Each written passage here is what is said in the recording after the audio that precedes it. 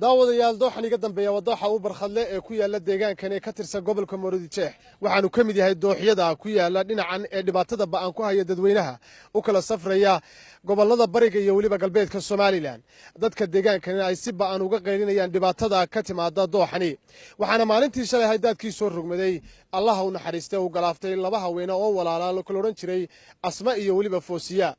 haddaba dadka deegaankani ayaa waxa iiga waramayaan isla markaana TV-ga Universal ay u sheegayaan iyagoo goobjoog u ahaa dhacdadaasi maalintii shalay ahayd ku dhinteen labada dumari sida u dhacday waxaan shalay goobjoog ka ahaa dadkaas isagoo yar bay dumarku soo galeen kolka wadadu way goday xaggan soke waxay ka noqotay way ka tiiftaa gawaadhidu hadii jeer dadku markuu marayo gawaadhidu way gashaa xaggaas ay u liicdaa isla markiiba maxaan dhahay laamigu ka tuuray intaanu dumarku intaanu aad uga tuurin dumarku way qayliyeen hoonkana in badan bay garaaceen ee wax markaa gurmad loogu sameeyo waa la waayay qofkii walba naftiisii baa la lixjeclo weynaatay saddex inan baa u tagay saddexdii inan mid kulku sidaa gacanta ugu taagay gaarigii baa ciiray maxaan dhahay gaarigii isla markiiba ruuxii dumarhayd uu ku jiifsaday wax qalab oo loogu shaqeeyo wax maxaan dhahay gaadiidoo dawladda ka tirsan oo jooga wax maxaan dhahay inde marka adeeg dawladeed oo weyn oo ama cagaf oo kale ama xarig weyn oo la qabsado ilaa daanta gaara uu baa qofka badbaadin kara laakiin de qof isba naflay qof isba de uu qaaday oo cabaadaya ma badbaadin karo waa la badbaadin kari waay marka inamadii u tagana halis bay naftoodii gashay tan iyo intii maxay ma taqaanaa ay hawshaasi habeenkii xalay ahaa ee shalay dhacday labada dumari ay ku geeriyoodeen xagga wax gurmad xagga dawladda ama ka heshan mise shacabku buu hayo marka walba la tacaali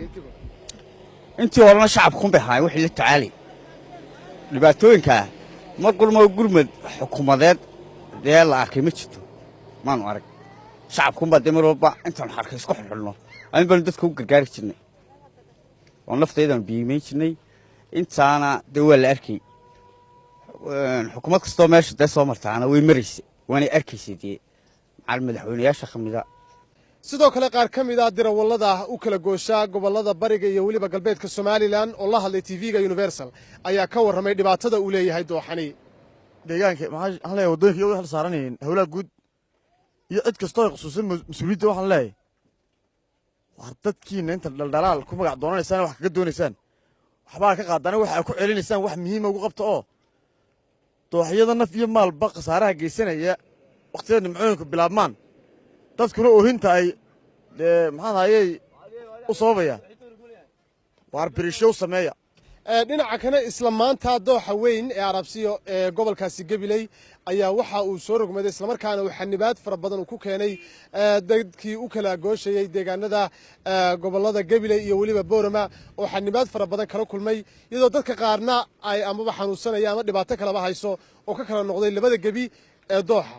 waana dhibaatada ugu waaweyn ee ay ku hayaan dooxyadani Soomaaliland walow xukuumaddu ay ka qabatay waxoogaa tirayar